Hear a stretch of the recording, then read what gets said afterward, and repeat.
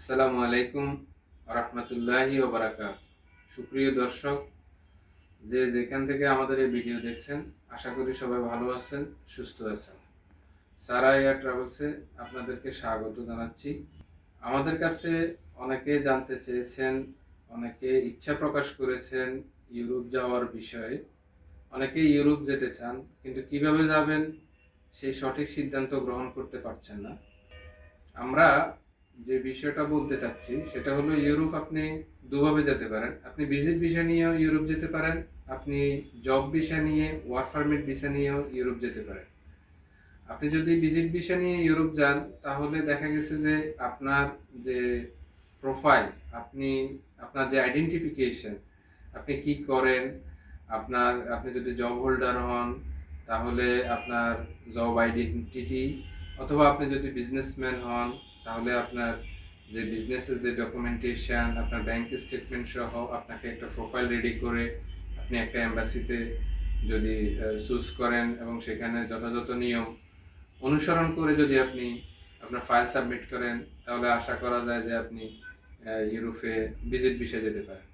যদিও ইউরোপে visit visa apply করার পূর্বে আপনার 2-3টা দেশ অন্তত যদি ঘোরা থাকে তাহলে সম্ভব। এখন অনেকে বলে থাকেন যে আমার সাদা পাসপোর্ট, আমি তো এখনো কোথাও যাইনি। তাহলে আপনি স্টার্ট করেন, আপনি আশেপাশের যে সকল ছোট কান্ট্রিগুলো আছে যেগুলোতে ইজিলি যাওয়া যায়, সে সমস্ত দেশগুলোতে আপনি ভ্রমণ করেন। এরপরে আস্তে আস্তে আপনার প্রোফাইলটা রেডি করেন, তারপরে আপনি ইউরোপে ভিজিট ভিসা যান। ইউরোপে ভিজিট ভিসায় গিয়েও কিন্তু ইউরোপের অনেক দেশে আপনি পরে সেটেল হতে পারবেন। এরপরে আসি ওয়ার্ক পারমিট ভিসায়। আপনারা ইতিমধ্যে জেনে থাকবেন যে বাংলাদেশ থেকে যথেষ্ট পরিমাণ লোকজন আপনার ওয়ার্ক পারমিট ভিসা নিয়ে ইউরোপে গিয়েছেন এবং যাচ্ছেন। অনেকেই ওয়ার্ক পারমিট ভিসার জন্য প্রসেস করতেছেন। এখন ওয়ার্ক পারমিট ভিসা আপনি কিভাবে প্রসেস করবেন সেটাও আপনি দুভাবে করতে পারেন। আপনি পৃথিবীর সকল দেশের কিন্তু ওয়েবসাইট আছে, সেই ওয়েবসাইটে গেলে সেখানে আপনার জব সার্চিং এর ওয়েবসাইট আছে, সেখানে গেলেও আপনি বিভিন্ন কোম্পানির সাথে কমিউনিকেট করে আপনার যদি স্কিল থাকে, আপনার যদি কোনো কাজে আপনি দক্ষ হয়ে থাকেন, আপনার যাবতীয় ডকুমেন্টেশন আপনি ওই সমস্ত কোম্পানি, যে সমস্ত কোম্পানি আপনার চাহিদা, আপনি যে কাজ জানেন সেই কাজ অনুযায়ী যে কোম্পানির যে লোক দরকার, যদি সেটার সাথে ম্যাচ করে, তাহলে দেখা গেছে যে কি কোম্পানি আপনার কিছু ডকুমেন্টেশন চাইবে, আপনি সেগুলো ওনাকে ইমেল করতে পারেন, প্রয়োজনীয় কাগজপত্র সাবমিট করতে পারেন, কোম্পানি আপনাকে রেজাল্ট দিবে, পরবর্তীতে আপনার জন্য পারমিট ইস্যু করবে, আপনি এম্বাসি ফেস করবেন, এভাবেও আপনি যেতে পারেন।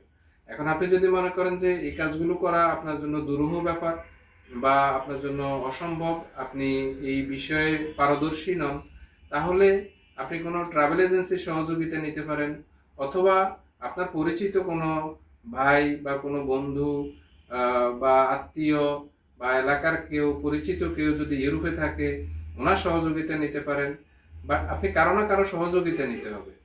এখন যারই সহযোগিতা নেন, আপনি তার সাথে পরামর্শ করেন, আপনার অবস্থাটা তাকে জানান, এবং যে মাধ্যমে আপনি যোগাযোগ করবেন সেই মাধ্যম থেকে সঠিক পরামর্শ গ্রহণ করুন।